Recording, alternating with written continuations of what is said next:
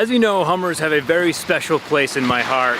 Behind me is Hummer's all-new EV SUV, the fully enclosed version of the Hummer truck. And today we get to take an in-depth look at it. It's the one EV that you cannot buy even if you wanted to.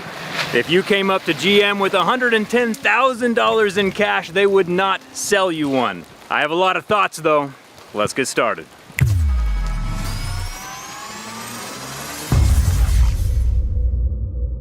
I was told that California is normally a sunny place, but we have not found that to be the case today. Everything is so wet, but that just makes this vehicle all the cooler. This is not your typical EV, and this is not a typical California day, so it's the perfect pair. I have quite a lot of experience with EVs, and Dan here has even more experience than me. How long have you guys been in all-electric? We bought a Nissan Leaf in 2015, and then a year later we bought our first used Tesla. So however many years that is. A long time. And I've had a Rivian R1T, the truck, for the past year or so. And driving this is a whole different experience. So we found a road closed that's flooded through, which is perfect for the Hummer EV. Not only do we have ground clearance, but it's good for water fording up to 32 inches. How are we looking? Looks great. How deep is it? Whoa, no. Thanks for that. Easy.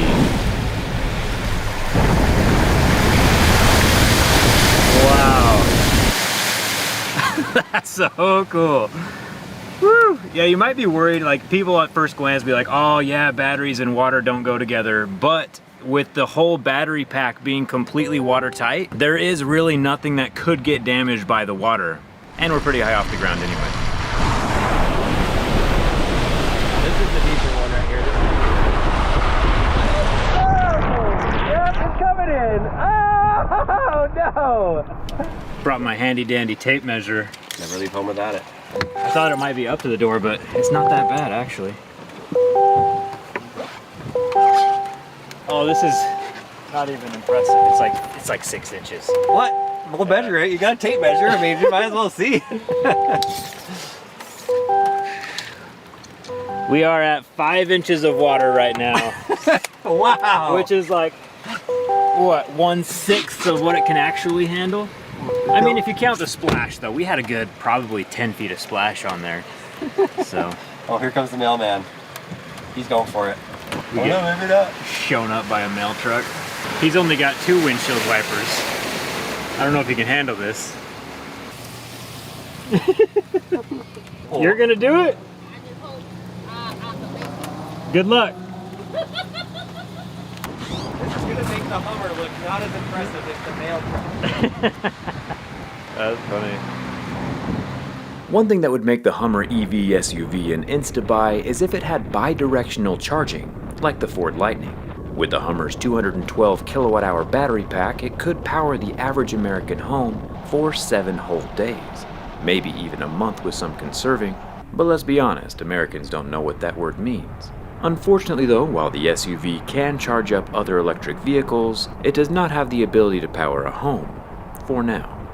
Right now we're driving on Lombard Street in San Francisco, which is the crookedest street in the entire world. And you would think with a vehicle as big as this Hummer EV SUV, we would struggle. But the coolest part of this vehicle is that it can steer on both the front and rear tires, giving us a turning diameter of 35 feet, which might not sound like a lot, but my Rivian has a turning radius of 45 feet, meaning that this Hummer can turn a circle inside of the circle that my Rivian turns.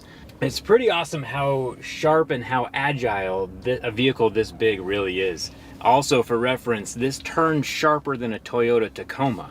You can hear the wheels kind of squeaking in the back. Easy. That's amazing. But yeah, even though I do see people driving this around in the city, personally, I don't feel comfortable with a machine this large on tiny roads. Even though we weigh 9,000 pounds, we still have a 0 to 60 of 3.5 seconds, which is just mind-blowing. And costing $110,000, it is going to take a special person to buy this vehicle. This is probably the heaviest street legal vehicle that you can drive with a regular license. I've spent a lot of time with the Hummer EV and the Hummer EV SUV. It is super windy. Let's go inside the truck. Wow. So I've spent a lot of time with the Hummer EV and the Hummer SUV, and I've built my own electric Hummer myself, so I have quite a lot of thoughts about this.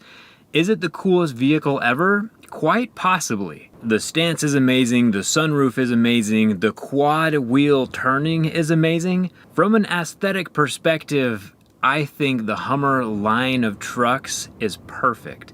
However, from a useful daily driver perspective, not quite so much. The SUV is massive, and even though it's 9 inches shorter than the truck version, it's still so wide that it fills up an entire lane, and the pure presence of the vehicle is crazy. Going up and down the hills here in San Francisco, as you crest the top of the hill, you can't see anything at the top, because the hood is so high up off the ground and the whole thing is like a giant box. It looks amazing from the outside, but from the inside, driving it is a different experience. I've already shown off the interior on the Hummer truck video we made, so I'll let you watch that to see more. Basically, the SUV is the exact same as the truck, just 9 inches shorter. If you're looking for an electric SUV though, I might recommend the Rivian R1S, which has about the same range, same abilities, and same features for $30,000 less. Except for that one's not available for purchase either. It's easy to make a purchasing decision when both of them are not available for purchase. The reason you can't order a Hummer EV anymore is because they ran out of reservation slots. GM has limited the amount of reservations they're accepting, and there's no official word on when they will begin accepting reservations again. Dan's coming back. It's so windy out there. It's nuts. So what do you think, man? What do you think of the truck? I mean, it's fun. It's definitely fun to drive. Would I get it for my family? Range is a big thing for me, and this has around 300 miles range. My car gets 400 miles range. The range is a little tough, especially if you're gonna go on road trips. If you ever wanna do road trips, like we went and saw the Golden Gate Bridge today, it was beautiful. I love going to the national parks. So if it's something that you're not gonna be taking on a lot of road trips and it's just around town, it could be a really good car. So I don't wanna sound like I'm totally against it. It's just maybe not the best road trip car, but I do like the car. It is fun. Fun would be the right adjective for it. One really cool thing that Hummer is doing though is they probably have the most futuristic charging setup where the battery pack voltage can be charged at 800 volts, meaning it can charge super quick with the right charger. Meaning that this vehicle can get about 100 miles of range in about 14 minutes. But that specific charger doesn't really exist at the moment in the wild, so it's not really able to be utilized on road trips like Dan was talking about. There's not really one vehicle that's good at absolutely everything. And GM probably knows all of this stuff. They didn't invent the Hummer back in the day to be a commuter vehicle. It was invented because it's massive and it has its prowess, it has its importance, it has its presence on the road. And I think this Hummer EV SUV lives up to the Hummer legacy. And for me, I'm really excited about it. While I personally already have a Hummer and I'm not looking for another one, I can't even buy this one anyway at the moment, so it all works out in the end. If you have any questions, leave them down in the comments, coming out with me on Instagram, and thanks a ton for watching. I'll see you around.